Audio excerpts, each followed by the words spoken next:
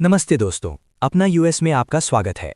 आज हम आपके लिए लेकर आए हैं कुछ बहुत महत्वपूर्ण खबरें जो भारतीय कामगारों, इमिग्रेंट्स और उनके परिवारों को सीधे प्रभावित करती हैं। तो चलिए शुरू करते हैं। पहली खबर, डीएचएस शटडाउन में कोई बेहतरी नहीं आई है। कांग्रेस 23 फरवरी तक रिसेस के लिए चली गई है, जिसका मतलब है कि कानूनी फैसले और महत्वपूर्ण निर्णय रुके हुए हैं। डेमोक्रेट्स आइस के लिए बॉडी कैमरे लगाने और पेट्रोल को प्रतिबंधित करने की मांग कर रहे हैं ताकि दुर्व्यवहार से बचा जा सके। शटडाउन के कारण 90% डीएचएस कर्मचारी बिना तनख्वाह के काम कर रहे हैं। ये स्थिति देश की सीमा सुरक्षा, इमिग्रेशन सिस्टम और लोगों के जीवन को प्रभावित कर रही है। दूसरी खबर, ई-वेरीफाई सिस्टम पूरी तरह ऑफलाइन हो गया है। ये एक महत्वपूर्ण समस्या है क्योंकि नियोक्ता अब कामगारों की सत्यता को वेरीफाई नहीं कर सकते। इसका मतलब है कि नई नौकरी के लिए आवेदन करना मुश्किल हो गया है। भारतीय कामगारों के लिए ये विशेष चिंता का विषय है क्योंकि ई-वेरीफाई एम्प्लॉयमेंट ऑथराइजेशन का एक महत्वपूर्ण साधन है। बिना ई-वेरीफाई के कई नियोक्ता नए कामगारों को नियुक्त करने में संकोच कर रहे हैं। तीसरी खबर, अब्रेगो गार्सिया मामले में महत्वपूर्ण कानूनी फैसला आया है।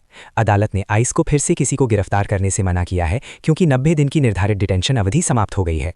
ये उन लोगों के लिए अत्यंत अच्छी खबर है जो लंबे समय तक आइस की हिरासत में थे। ये फैसला इमिग्रेशन कानून में एक महत्वपूर्ण पड़ाव है। चौथी खबर, फरवरी 2026 का वीज़ा बुलेटिन बहुत अच्छी खबर लेकर आया है। EB3 वर्ग में 3 महीने की प्रगति हुई है। ये उन लाखों लोगों के लिए बहुत अच्छी खबर है जो ग्रीन कार्ड के लिए इंतजार कर रहे हैं। डेट्स फॉर फाइलिंग चार्ट को देखते हुए पारिवारिक स्पॉन्सरशिप और एम्प्लॉयमेंट बेस्ड ग्रीन कार्ड के लिए फाइलिंग तारीख काफ़ी आगे बढ़ गई है। ये प्रगति अगले महीनों में जारी रह सकती है। पांचवी खबर, इमिग्रेंट वीज़ा पॉज को 75 देशों तक विस्तारित कर दिया गया है। काउंसिलर प्रोसेसिंग पूरी तरह रुक गई है, जिसका मतलब है कि विदेश में वीज़ा साक्षात्कार के लिए नई अपॉइंटमेंट नहीं मिल रही हैं।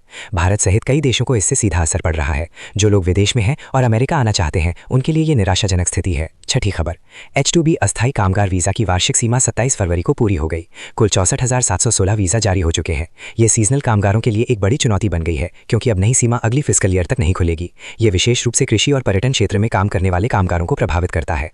सातवीं खबर, USCIS अच्छी खबर है। ये सिस्टम शटडाउन से प्रभावित नहीं है क्योंकि ये फीस से अपना काम चलाता है। इसका मतलब है कि USCIS के जरिए आवेदन, साक्षात्कार, बायोमेट्रिक्स अपॉइंटमेंट और अन्य महत्वपूर्ण प्रक्रियाएं सामान्य गति से चल रही हैं। यदि आपका कोई आवेदन USCIS के पास है तो आप निश्चिंत रह सकते हैं कि प्रक्रिया जारी है। तो दोस्तों, ये थी आज की ज़रूरी खबरें। अगर आपको ये जानकारी काम की लगी तो लाइक और सब्सक्राइब जरूर करें। अपना US के साथ बने रहें। कल फिर मिलते हैं।